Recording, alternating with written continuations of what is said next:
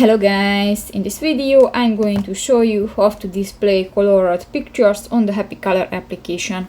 But first of all, I just want to mention, please don't forget to subscribe to our channel, because at 100,000 subscribers we are going to show you our YouTube revenue statistics and growth strategy, how to make money online. So let's jump into it. First of all, open the application on your device. So that's the home screen, and go to the lower bar and click to the lower right corner of the settings icon.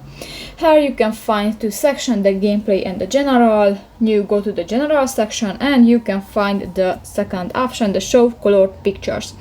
Actually, I use this function, but if you want to turn off, just click the next white circle, and if you want to turn on, just click that again.